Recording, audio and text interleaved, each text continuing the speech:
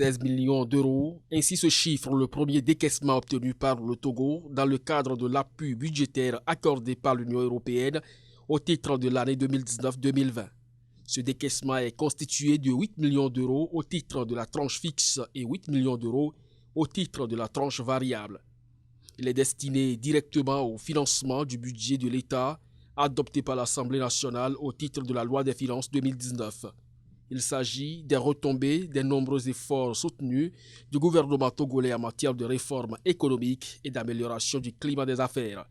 L'Union européenne a également pris en compte les performances économiques, la mise en œuvre de la politique macroéconomique dédiée à l'assainissement budgétaire et la baisse de la dette publique.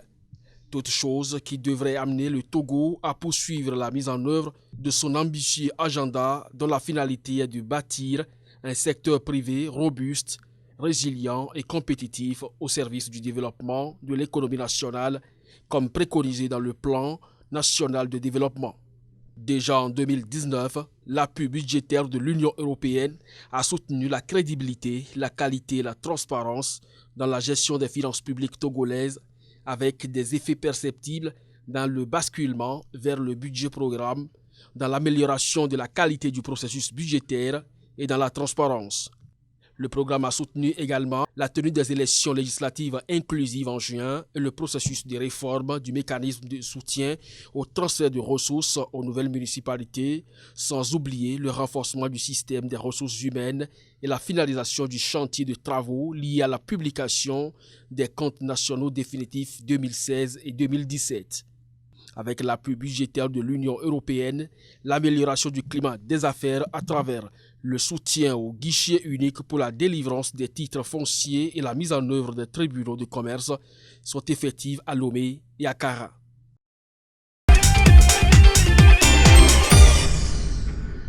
La zone monétaire ouest-africaine dit non à l'adoption de l'ECO comme nom de la monnaie unique de l'Afrique de l'Ouest, composée du Nigeria, du Ghana, du Libéria, de la Sierra Leone, de la Gambie et de la Guinée-Conakry. Cette union, fondée le 20 avril 2000, dénonce la décision de remplacer le franc CFA par l'ECO, affirmant qu'elle n'était pas conforme au programme adopté récemment par l'ensemble de la région pour mettre en place une monnaie unique. Les 6 pays membres ont noté avec préoccupation la déclaration visant à renommer unilatéralement le franc CFA en ECO d'ici à 2020, selon un communiqué publié à l'issue de cette rencontre extraordinaire entre les différents ministres des Finances et les gouverneurs des banques centrales. Ces pays estiment que cette action n'est pas conforme aux décisions de la Communauté économique des États d'Afrique de l'Ouest CEDEAO en vue de l'adoption de l'ECO comme nom de la monnaie unique de toute la région, raison pour laquelle la zone monétaire ouest-africaine réitère l'importance pour tous les membres de la CEDEAO d'adhérer aux décisions de l'autorité des chefs d'État et de gouvernement de la CEDEAO concernant la mise en œuvre de la feuille de route révisée du programme de monnaie unique. Un sommet devant réunir les chefs d'État des pays devrait se tenir bientôt pour décider de la conduite à tenir.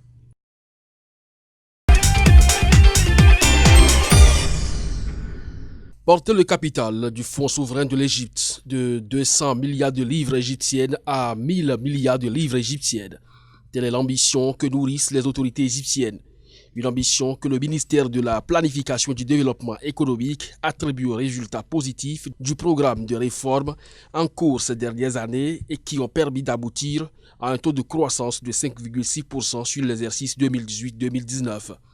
Les autorités égyptiennes vont appuyer cette initiative qui vise à maintenir le dynamisme de croissance économique du pays par une diversification des sources de financement en créant des mécanismes de partenariat efficaces entre le gouvernement, le secteur privé et la société civile. Pour ce faire, elles entendent miser sur un certain nombre de secteurs prometteurs tout en mettant en œuvre un plan d'action pour les réformes structurelles dans les secteurs manufacturiers, du commerce de gros et de détail, du tourisme, de la construction, de l'immobilier, des TIC, de l'activité d'extraction et de l'agriculture.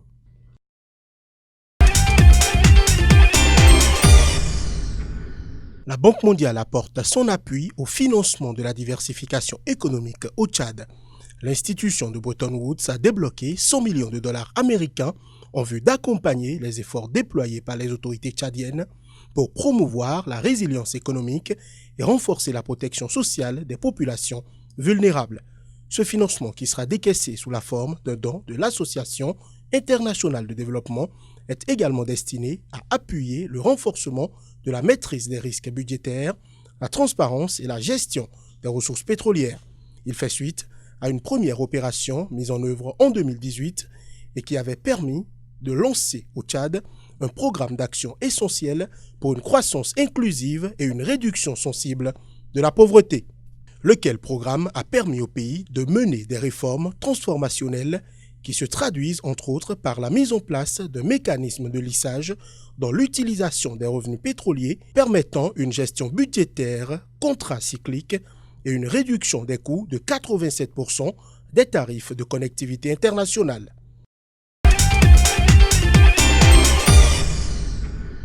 Dans ces dernières perspectives économiques, la Banque mondiale avance un taux de croissance de 2,9% pour l'Afrique subsaharienne. Parmi les conditions pour atteindre ce niveau figure entre autres l'amélioration de la confiance des investisseurs dans certaines grandes économies et l'atténuation des goulots d'étranglement énergétique. La croissance de l'Afrique subsaharienne dépend aussi de la hausse de la production pétrolière qui devrait contribuer à la reprise dans les pays exportateurs de pétrole. Quant aux pays exportateurs de produits agricoles, ils devraient travailler à maintenir une croissance vigoureuse. En Afrique du Sud, par exemple, la croissance devrait atteindre 0,9% en supposant que le programme de réforme de la nouvelle administration s'accélère, que l'incertitude politique se dissipe et que l'investissement redémarre progressivement. Les problèmes d'infrastructures de plus en plus contraignants devraient freiner la croissance intérieure, tandis que la dynamique des exportations sera entravée par la faiblesse de la demande extérieure, indique le rapport de la Banque mondiale. Au Nigeria, la croissance devrait atteindre 2,1%, le cadre macroéconomique n'étant pas propice à la confiance. Toutefois, dans l'Union économique et monétaire ouest-africaine, la croissance devrait se maintenir à 6,4%. Dans les pays exportateurs de produits agricoles, le maintien d'importantes dépenses publiques d'infrastructures associées au regain d'activité du secteur privé à Madagascar, au Rwanda et en Ouganda, ou la poursuite des réformes visant à accroître la productivité et la compétitivité des secteurs axés sur l'exportation, comme au Burkina Faso et en Côte d'Ivoire, continueront de soutenir la production.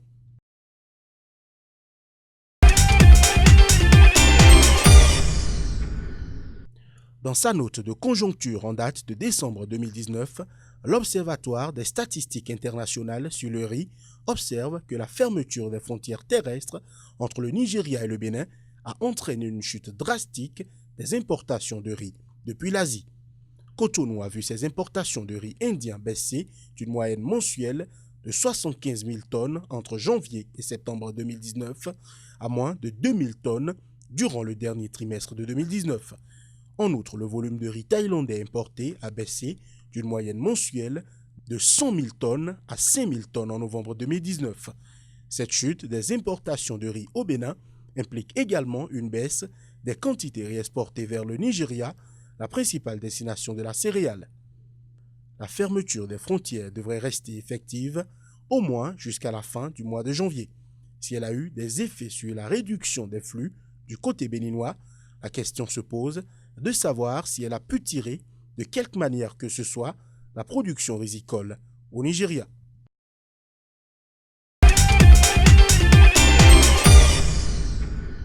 493 milliards de francs CFA, c'est le montant global des crédits que l'établissement de microfinance en activité dans les 6 pays de la CEMAC ont accordé aux agents économiques en 2018.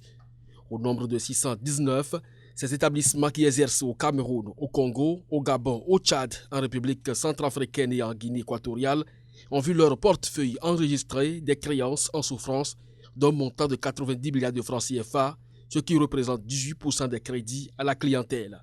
Cette situation peut s'expliquer par le fait que les crédits dans ce secteur, comme d'ailleurs dans le secteur bancaire, sont majoritairement de court terme, ce qui met la pression sur les créanciers et hypothèque souvent les remboursements. Le volume de créances en souffrance peut également être imputé au taux d'intérêt souvent élevé pratiqué par de nombreux établissements de microfinance, sans compter la persistance de la culture de non-remboursement chez de nombreux clients de structures financières. Le secteur de l'achat et de l'exportation de l'or désormais démonopolisé au Soudan. Depuis le début de cette année 2020, la Banque centrale n'est plus le seul organisme autorisé à acheter et exporter ce métal précieux dans le pays. Grâce à une nouvelle réglementation, le Soudan permet désormais aux sociétés minières privées de vendre 30% de leur production à la Banque centrale et d'exporter directement les 70% restants. Ces sociétés devront cependant déposer leurs recettes dans les banques locales et vendre toute devise étrangère qu'elles gagneraient directement à la Banque centrale au taux de change officiel, sauf si elle est utilisée pour les activités minières. L'objectif de la réforme est d'une part de réprimer la contrebande et d'autre part d'attirer des devises étrangères dans le trésor public tout en générant des revenus supplémentaires qui aideraient le gouvernement soudanais à faire face aux problèmes économiques. Chez les négociants d'or soudanais, cette réforme est mal accueillie. Ils estiment que le taux de change fixé par l'État et l'obligation de vendre 30% de leur production à la Banque centrale sont peu attrayants. Selon les données officielles, le Soudan a produit 93 tonnes d'or en 2018. Le pays est, d'après la Banque mondiale, le deuxième producteur du métal précieux sur le continent africain, derrière le Ghana et l'Afrique du Sud.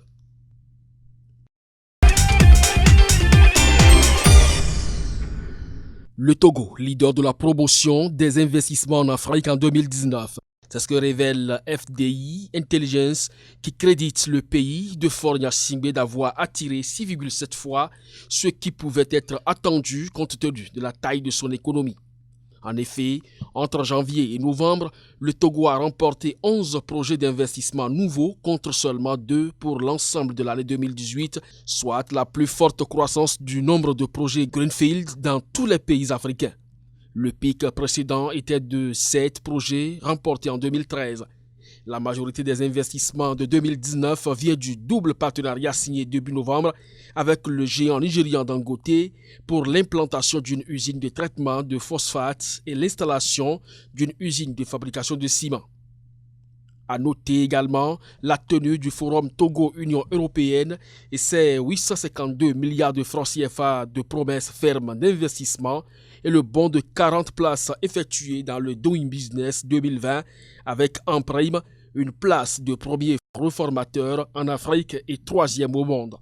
Autant de facteurs qui ont propulsé le Togo à la tête du podium devant le Rwanda et le Sénégal, respectivement 2e et 3e du classement.